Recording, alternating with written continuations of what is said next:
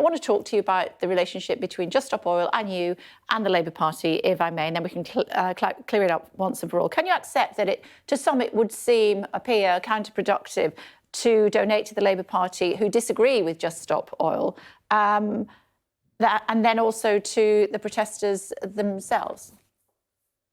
I don't see how overall it's counterproductive. I mean, donations to the Labour Party are to help them win the next election, which I think is the most important thing that can happen in our country right now.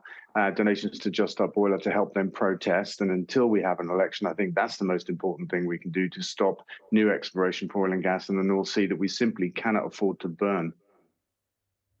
But you've heard what Sir Keir Starmer said previously. He says Just Stop Oil should just go home.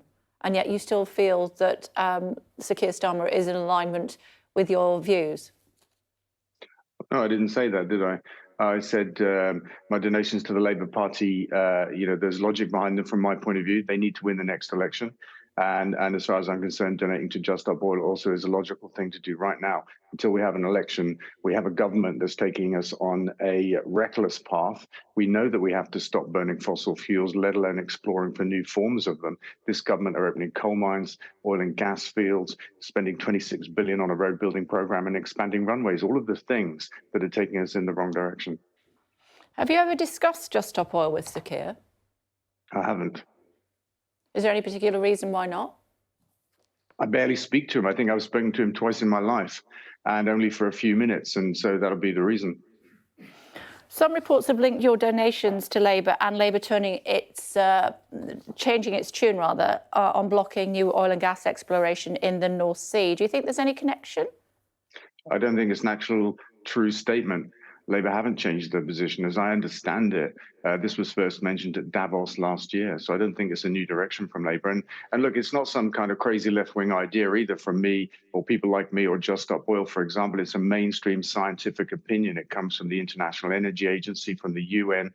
We can't afford to burn more fossil fuels if we're going to avoid the worst of the climate crisis. That's scientific fact.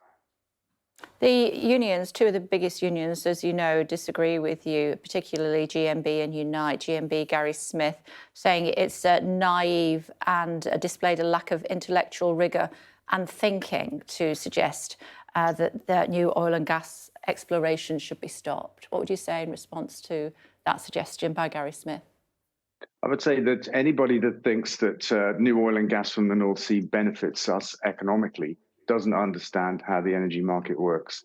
During the energy crisis, we paid 10 times as much for our North Sea gas as we did pre the crisis. It didn't save us a single penny, even though half of our gas comes from the North Sea. So it doesn't matter how much more fossil fuels we produce here, it won't reduce our energy bills as the government claims. And on top of that, this government is intending to give one of those biggest oil fields to a Norwegian state-owned company and give them a $3 billion tax cut to open it up. That company will invest just $300 million in that massive oil field. And it's years since the taxpayer of Britain had any money from the North Sea at all from oil and gas.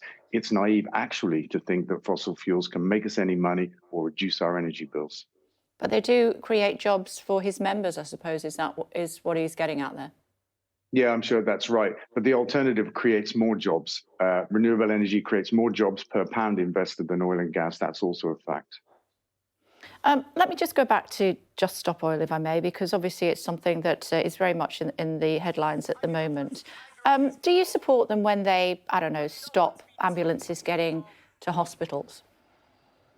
I don't know if they have. I understand and I hear there's a lot of chat in right-wing media about these theoretical problems. And if they have, I don't support it. But look, there is a greater harm going on in the world today. Last year, across Europe, 40,000 people lost their lives due to excess heat, driven by the climate crisis. That's not a unique event. It's happening all around the world. It's going to keep happening. People are losing their lives, their homes, their livelihoods, and that's a greater harm. And we have to do something about it. And the people of Just Stop Oil, they feel great frustration that our government are taking us in the opposite direction. So I understand that. Would you ever feel that you wanted to go out and protest with them?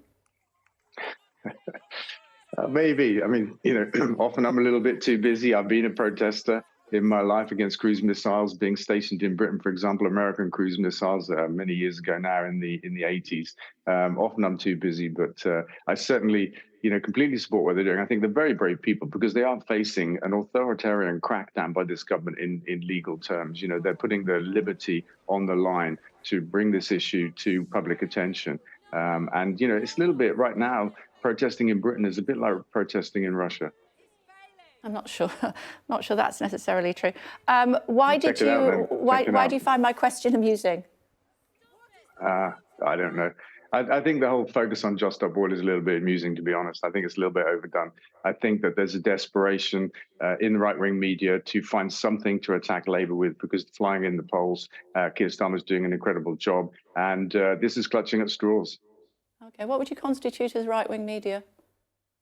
Well, I wasn't quite including you in that, but you might be on the edges of it. But certainly, we saw some hysteria in the Sun last week, claiming there'd been a secret meeting between me and Keir that had been revealed, and that was actually revealed by me in front of 6 million people on the Today program when I said I'd had a phone call with him the previous week. That kind of hysteria, exaggeration, and fear mongering, really.